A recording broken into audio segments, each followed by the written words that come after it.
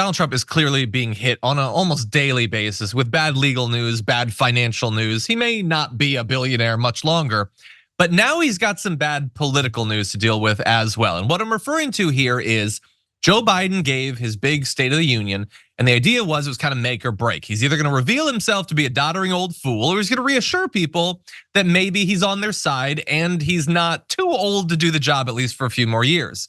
And at least in the new polls that have come out, it appears that he did the latter rather than the former. And in particular, Donald Trump, who struggles with women, is not gonna like the results of this poll, but we have others as well. According to a new poll from Quinnipiac, 58% of female registered voters now support Biden, an increase that propelled Biden to a 6-point lead against Trump in a hypothetical presidential matchup. So he's now leading by a good bit in an overall matchup, propelled by the fact that more women are supporting him.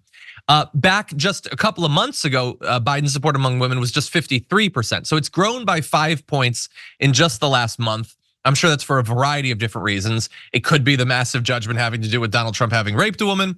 It could be reminders of how the fact that he killed Roe v. Wade. It could be economic stuff, I don't know. But he cannot afford to lose this many women to Joe Biden. Before we continue with the story, we depend on members to keep on going. Don't wait, click join now on YouTube. There's other polls, by the way, that show Biden leading. Kaiser Family Foundation now has Biden up 3, Emerson College has Biden up 2, Morning Consult by 1, and TIPP has him up by 1 as well. Some of those are within the margin of error. And if I were Joe Biden, I would not be sitting on my laurels at these points. But he's also been trailing Trump for a long time. And there's a pretty good turnaround considering that that's the State of the Union. It's something. It's not like a big policy win. But it's also for Trump. It's not like he's just been found guilty of insurrection. There are potentially much bigger bombshells to come, and even these little bombshells seem to be capable of moving the needle. But Rayyvana, what do you make of all this? Well, I think the biggest motivator for women supporting Joe Biden is, of course, the Supreme Court overturning Roe v. Wade and Republican states, enacting strict abortion bans or restrictions in those areas.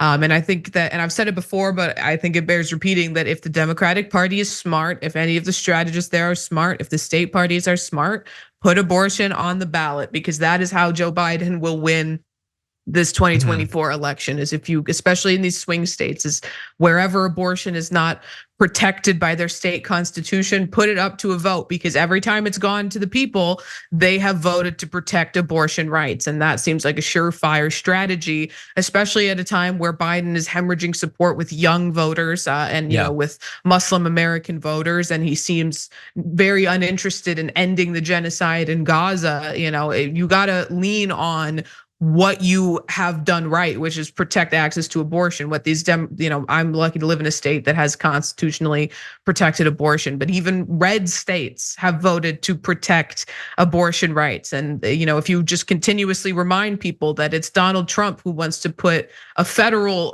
restriction on abortion and not you as a president, you will do what's in your power to protect it. That's a winning electoral strategy, and I really do believe that's one of the primary reasons why women have that Trump has been losing support with women and Biden's been gaining ground. Look, I think it's a great theory. States should have this on the books. So for substantive grounds, they should be putting that in the ballot. But even if people thought that it was like cynical, I mean, the right spent 20 years putting like gay marriage up for votes in the same way. Okay, well, you had fun with that. Okay, let's see how much you enjoy this in a variety of different states.